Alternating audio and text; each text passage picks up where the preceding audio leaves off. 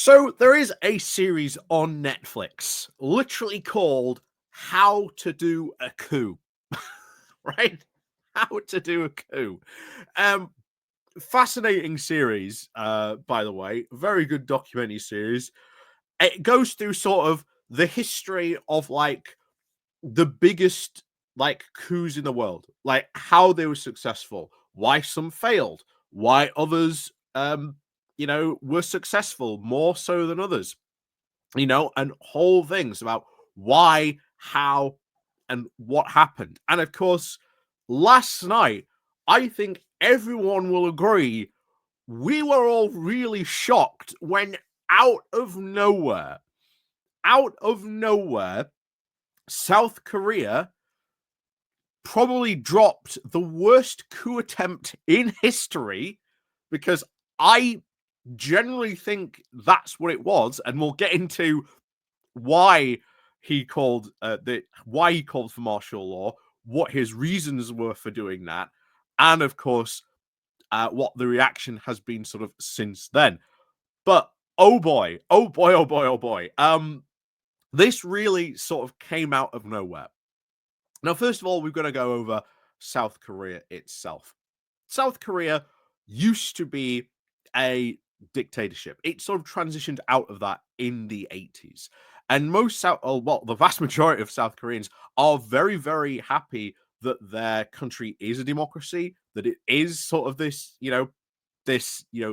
freedom, freedom, going very American there, but it is sort of, this bastion sort of democracy, very much so, in sort of the Asia Pacific area. Very important country to America as well in terms of diplomacy, economics, militarily as well. So having a good and strong and stable South Korea, it's the 12th, I think, biggest economy in the world, I believe. I think it's 12th, around about there. If not, it'll be like 11th, maybe 13th, but it's somewhere around there, I believe. So this coming out of nowhere, it is insane. However, what's been going on in South Korea? Well, the big things in South Korea, sort of what you are seeing around the world. While the guy who sort of who announced this sort of coup is a conservative, he has sort of he even ran actually on, he was going to sort of get rid of the gender equality department, like the ministry that they have over there. He was going to sort of get rid of that. So yeah, he's that type of conservative. If you want to sort of place him in a box somewhere, he's that type of conservative.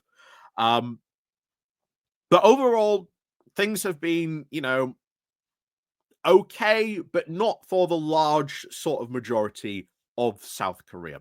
In fact, he got caught up in, surprisingly, not too such a dissimilar scandal to what Keir Starmer got caught up in. If you remember Clothing Gate, his wife accepted a $2,000 handbag or something like that, where like the maximum you can receive as a gift is something like $750. So there was this big, you know, corruption scandal about this. There's been other things that have been going on as well, but people were very, very, very unhappy with him, to a point where he lost the recent parliamentary elections. So his party is not in control of the parliament. I think it's the Liberal Democrats.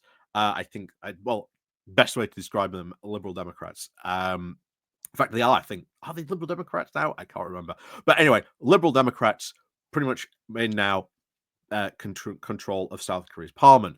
This has pretty much made him a lame duck president. Not only that, but they were making moves prior to this that I could expect them making to, continue with this, maybe at speed a little bit more. But they were sort of moving forward to impeach most of his cabinet through various different, low-level scandals that had been going on and happening there. Then he tried to put forward a budget, and he attempted to put forward this budget, and they stopped it. And that was where we were prior to this announcement of martial law, that they had done this. Like, politics was just a completely impasse. Really, at that point, you would maybe expecting, parties to maybe sort of negotiate, maybe, concede on some things. What you would probably expect for a democracy. No. Instead, he goes full potential dictator and says, I am declaring martial law because I believe that the South Korean Republic is in jeopardy because there are North Korean infiltrators in the opposition that have taken control and are now threatening our country. He announced that pretty much at midnight. And immediately, the South Korean military tried to surround Parliament. However, that didn't work. Luckily, not only opposition, but even members of this own guy's party, like the Conservative Party, actually got in and voted down the martial law by, I think it was 190 to 0. So at that point, Parliament has gone, you might have declared martial law, but constitutionally, we get a bit of final say on this. And they've said, no, you aren't having martial law. However, and this is where I think South Korea, and particularly South Koreans, really realize they have really had the most incredible luck in this, because the military then went to the president and said, yeah, they've done this, but we are only going to obey your orders. What would have happened? Imagine just for a second, what would have happened if the president had then gone, yeah, excellent, go and arrest all those opposition party members who voted for it? Because that could have happened. That could have happened. And South Koreans must realize the huge sigh of relief that happened there. That when the military came to that, and he went, "Oh no, I'm going to agree with them. Yeah, cancel martial law, etc."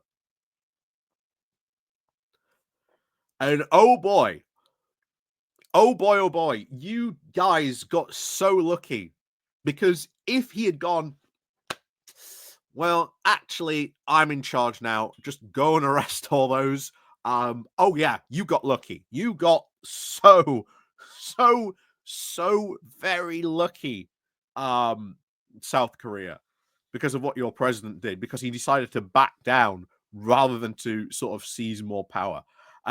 True, there were large protests. Pretty much every single media outlet has pretty much turned against him in South Korea now. As of, I believe, today as well, when we're looking at this, there are now moves to impeach him. They're basically saying, you must step down.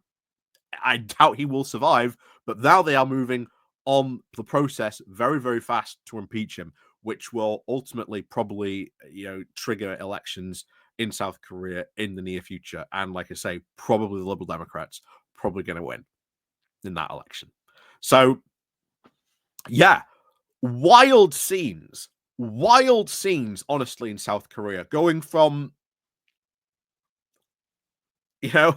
not 0 to 60 in less than 3 hours. And again, you guys in South Korea must breathe a sigh of relief that your president, or well, your soon to be not president,